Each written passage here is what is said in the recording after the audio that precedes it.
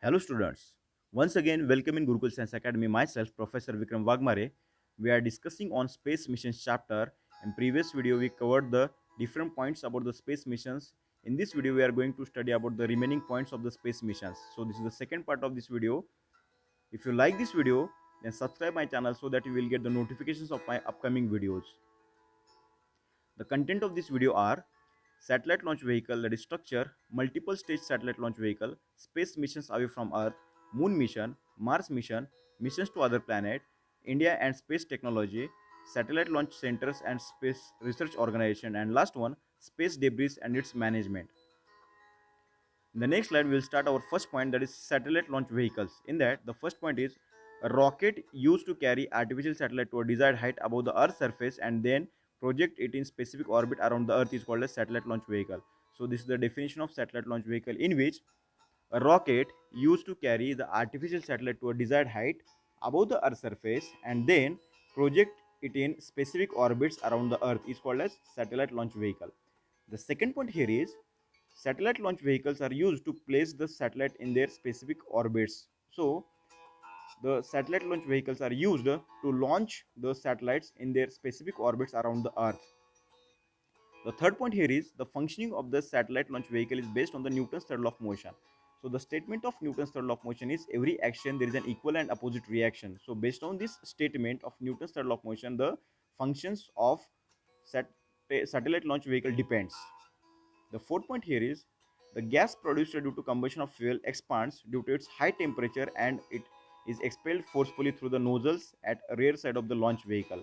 So, because of combustion of fuels, a gas is produced inside the satellite launch vehicle which get expand due to high temperature, and this expanded gas get forcefully expelled through the nozzles present at the rear side of the vehicle. The fifth point is due to this a thrust acts on the vehicle which drives the vehicle high into the space. Okay, so because of forceful expulsion of gases through the nozzle, there is a thrust exerted on the vehicle so that it get launched to a certain height in the space. The sixth point here is the structure of launch vehicle is decided by the weight of the satellite and the type of satellite orbit. Okay, so the structure of the satellite launch vehicle is completely based on the weight of the satellite as well as the type of satellite orbit. The seventh point here is the fuel forms a major portion of the total weight of the satellite launch vehicle. Okay, so fuel forms the major portion of the weight of the satellite launch vehicle. This is very important point here. The eighth point here is thus the vehicle has to carry a large weight of the fuel with it. Okay, if the fuel forms the major portion of the satellite launch vehicle, then it forms the major weight of the vehicle, as well as vehicle has to carry large amount of weight with it or along with it. So the 9 point here is example the structure of polar satellite launch vehicle developed by ISRO of India. Okay, so in the structure of PSLV, which is developed by the ISRO of the India. ISRO is Indian Space Research Organization. We can see the symbol of ISRO at the background of this slide. The next slide will start our next point, that is multiple stage satellite launch vehicle. In that, the first point is earlier single stage vehicle were very heavy and expensive in its fuel consumption.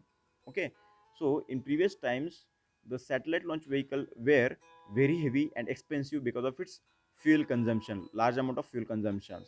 The second point here is to overcome this problem the launch vehicles with more than one stages are used. So to avoid the problems of heavy weight as well as expensive nature, the satellite launch vehicles with more than one stages are used in the latter time. The third point is due to this, the weight of the satellite launch vehicle can be reduced step by step after its launching. Okay, so because of use of multiple stage satellite launch vehicle, the weight of the satellite get reduced step by step manner after its launching.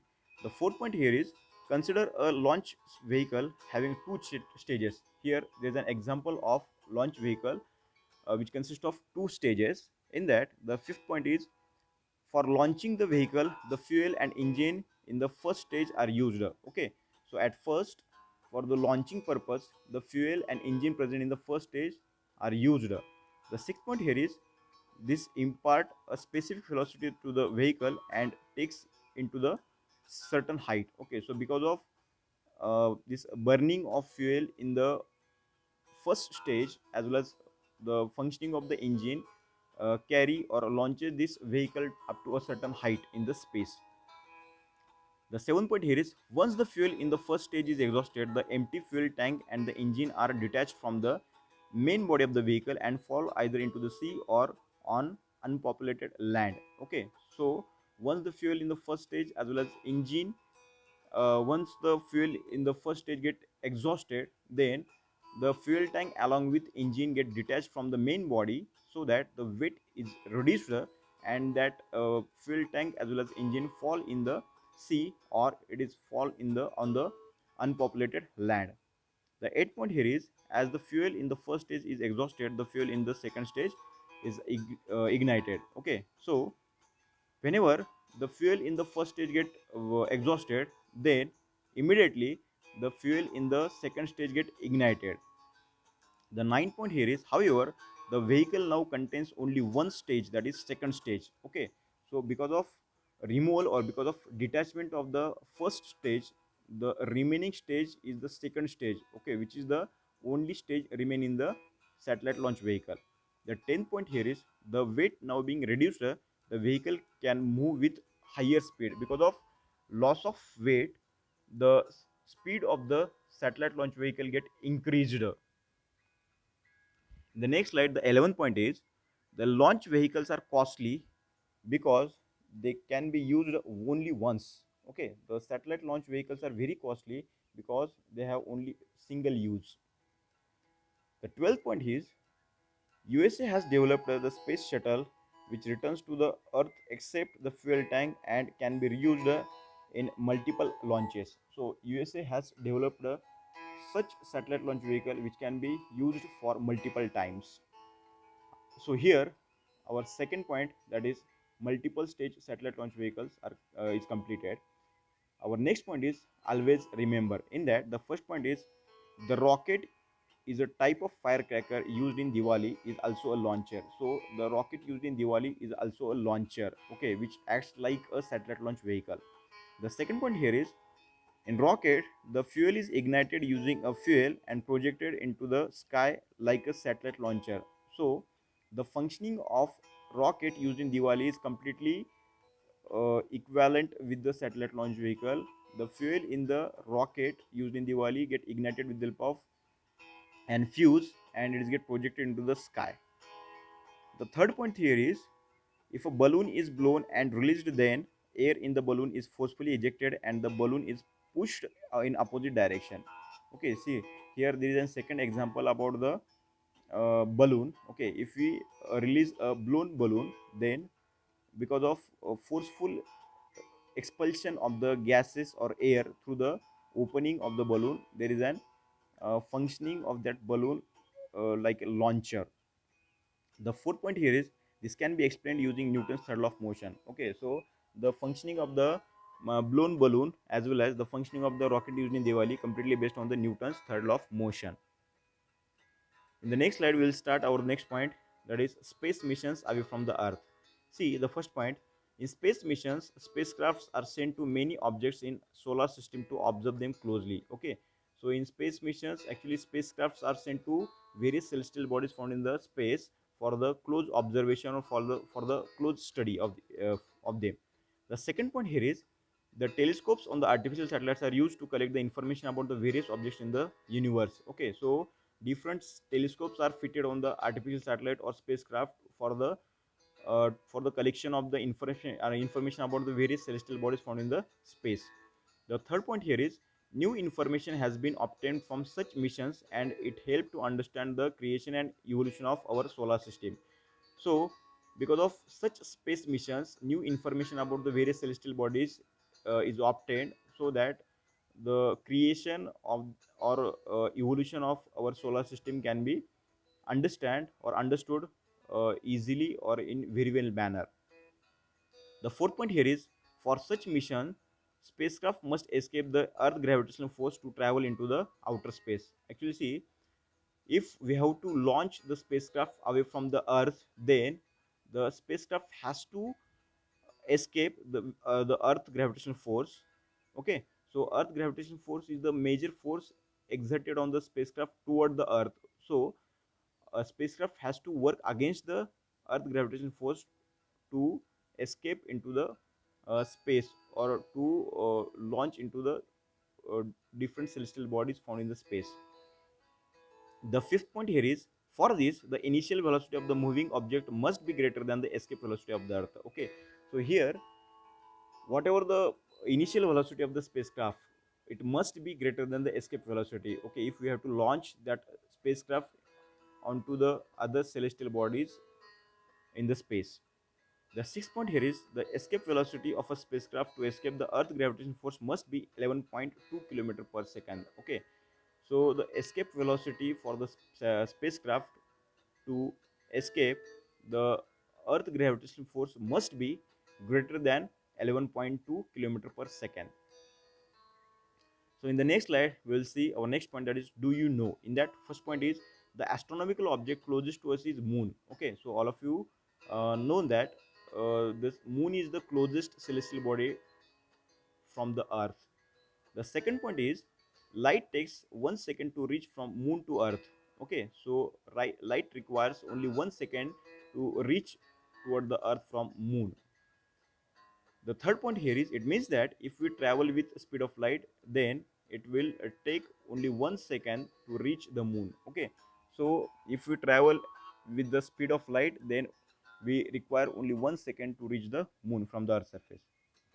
The fourth point here is, spacecraft travel at smaller speed, hence it take longer time to reach the moon. Okay, so spacecraft, the speed of spacecraft is less than the light, that's why it require more time to reach to the moon. The fifth point here is, the shortest time taken by the spacecraft to reach the moon is 8 hours and 36 minutes. Okay, so the shortest time required for the spacecraft to reach to the moon is 8 hours and 36 minutes.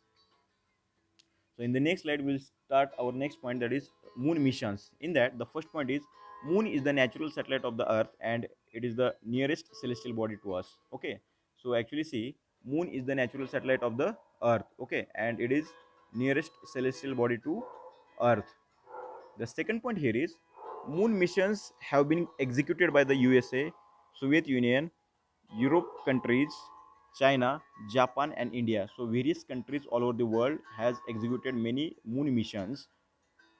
The third point here is, the spacecraft in the Luna series sent by the Soviet Union reached near the moon. So at first time, Soviet Union has launched the spacecraft from the Luna series toward the moon.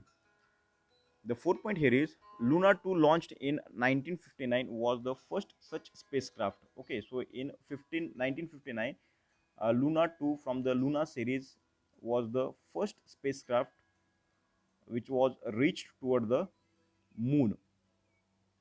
The fifth point is, after that, till 1975, 15 spacecraft made chemical analysis of the moon and also measure its gravity, density and radiations. Okay, so after 1959 till 1975, about 15 spacecraft were launched by different countries and has done chemical analysis of the moon, as well as they have measured the gravity of the soil found on the moon, density of that soil, as well as radiations found on the moon.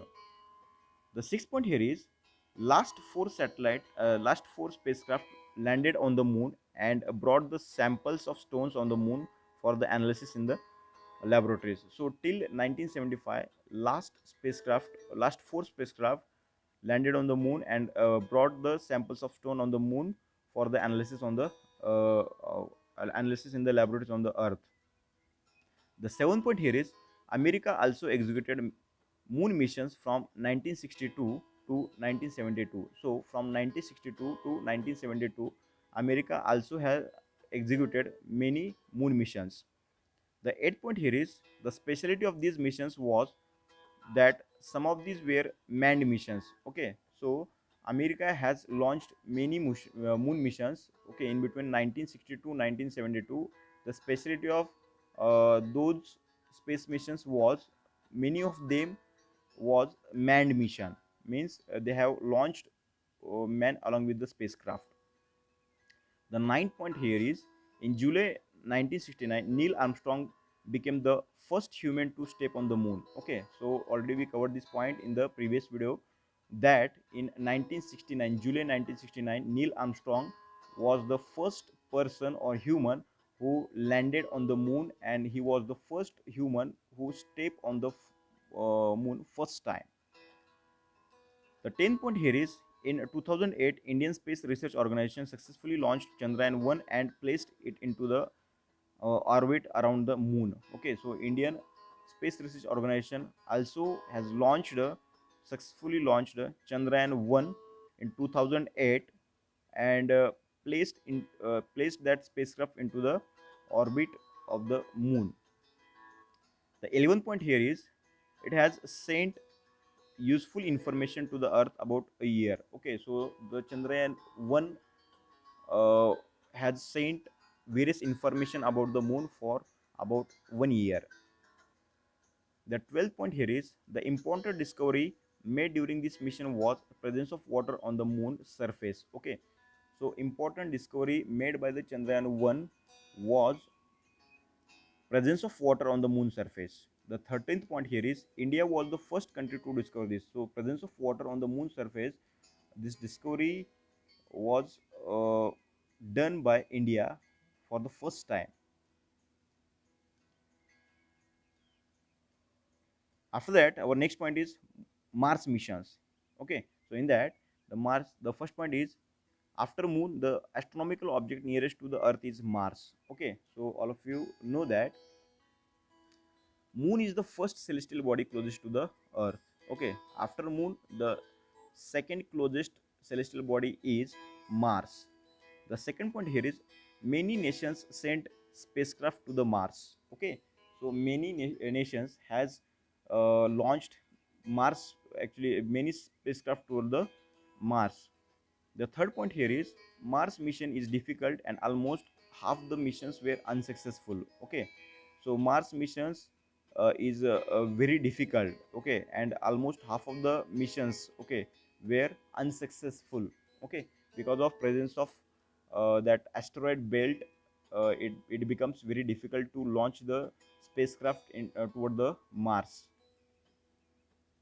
So after that, the fifth point here is actually fourth point here is however ISRO's performance in this mission is remarkable and we all must be proud of it. Okay, so the India's contribution for the Mars mission is remarkable because in the first attempt only ISRO has launched Mars successfully around the Mars. Okay, so the fifth point here is the spacecraft Mangalyaan made by ISRO was launched in November 2013. Okay, so in 2013, Mangalyaan was the spacecraft made by ISRO launched. Okay, the sixth point here is Mangalyaan was placed into orbit around the Mars in September 2014. Okay, in September 2014, Mangalyaan spacecraft placed into the orbit around the Mars.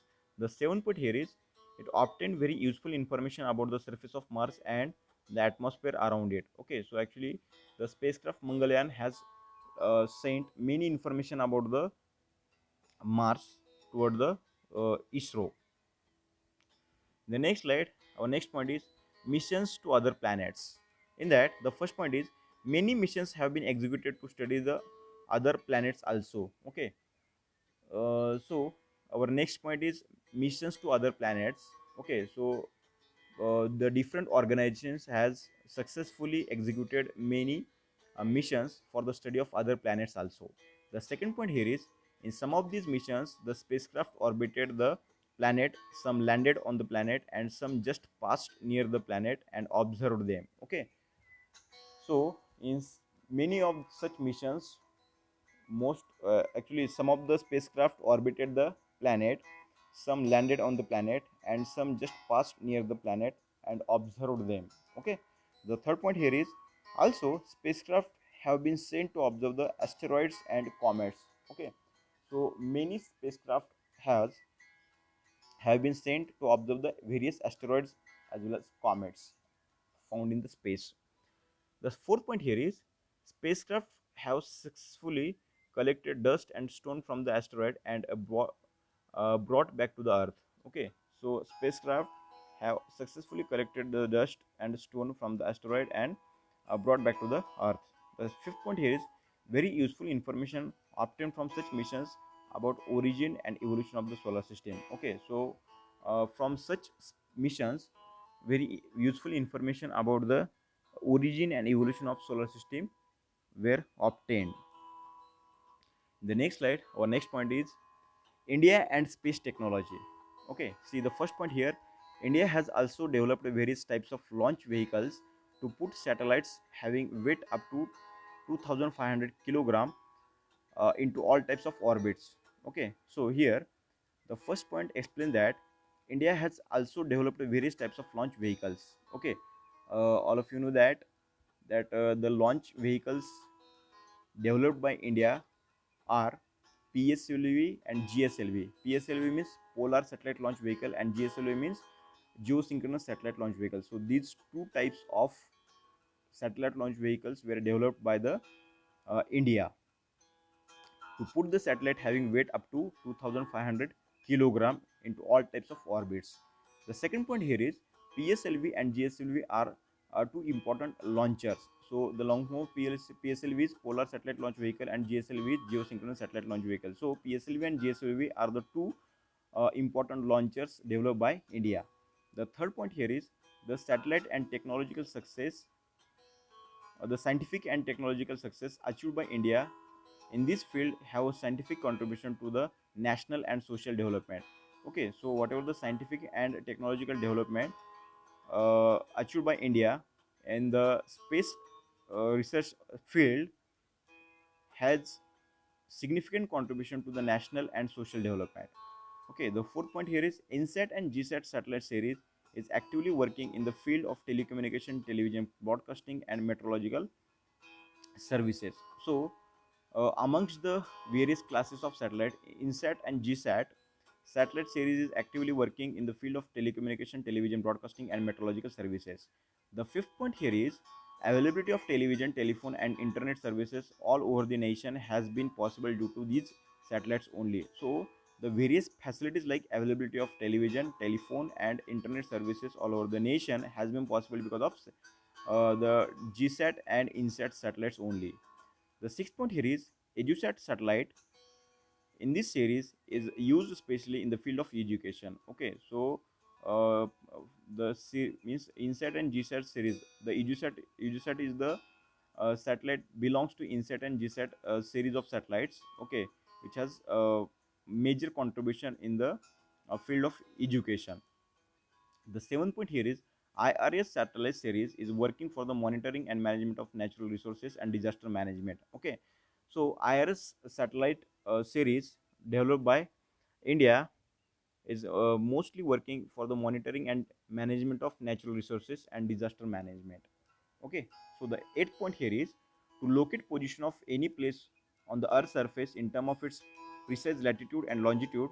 The IRNSS satellite series has been established. Okay, so to locate the various places on the Earth's surface in terms of its precise latitude and longitude, the IRNSS satellite series has been established. So we already have explained the long form of IRS and IRNSS. In the next slide, we will start about the next point, that is satellite launch centers. So in India, the satellite launch centers are found in Thumba. That Thumba is the location in Tiruvananthapuram. The second satellite launch center is found in Sriharikota, and third one is the Chandipur, which is in Odisha state of the country.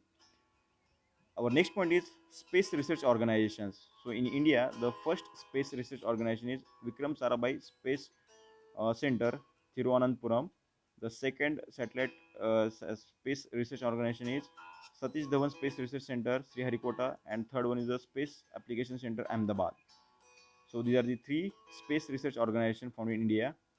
After that, our next point is introduction to scientists. In that, the first point is Vikram Sarabhai is considered as the father of Indian space program. Okay, so this is very important point.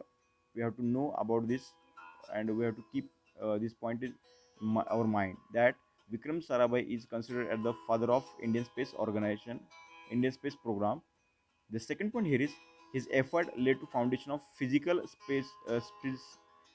research laboratory, that is PRL, at Ahmedabad. Okay, so because of efforts of Vikram Sarabhai, there were foundation of physical research laboratory at Ahmedabad.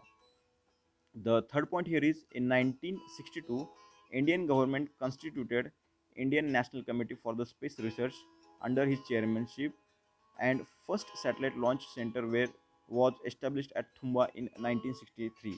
So in 1962, Indian government constituted the Indian National Committee for the Space Research. Okay, the Indian National Committee for Space Research was constituted by Indian government in 1962, and under his chairmanship, that committee was constituted.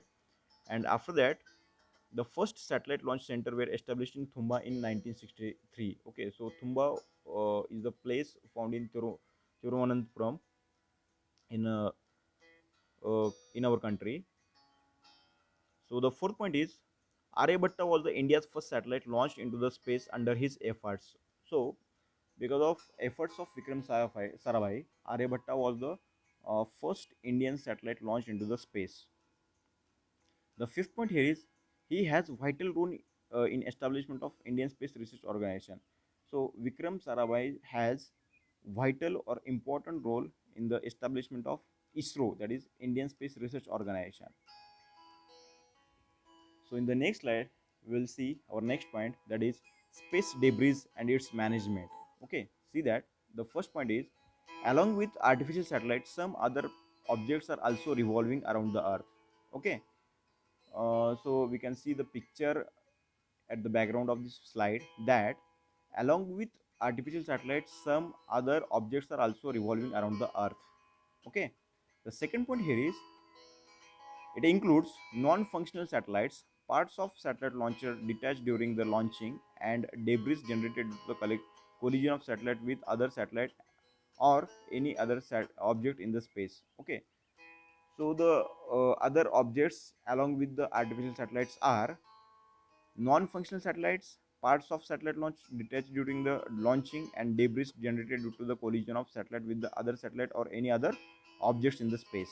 Okay, so the third point here is according to 2016 estimation, there are about 2 crores pieces of length more than 1 meter revolving around the Earth. Okay, so there is an estimation in 2016 that there are about 2 crores of pieces of length more than 1 meter revolving around Earth. Okay, so the fourth point here is all this is nothing but the debris in the space, and it is increasing day by day. Okay, so all these various objects are nothing but the debris found in the space, and this debris is increasing day by day. The fifth point here is this debris can be harmful to the artificial satellite. Okay, so this whatever the debris or whatever the unuseful that objects found in the space are harmful to the artificial satellite. The sixth point here is it can collide with the artificial satellite or spacecraft and damage them. Okay, so there may be chances of collision of such objects with the artificial satellite or spacecraft, and that result into damage to the particular that artificial satellite as well as spacecraft may occur. The seventh point here is soon it will be difficult to launch new spacecraft. Okay, so if you are observing such large amount of space debris around the Earth, then it may be difficult to launch the new artificial satellite around the Earth as well as the spacecraft. There may be difficulty to launch the spacecraft in the space. The eighth point here is it is therefore very essential to manage this debris. Okay, so it is very important to manage the space debris. Okay, so this is the last point in this slide. So here our chapter is completed. So subscribe this video for next update. Okay, so to be continued in the next video. Thank you.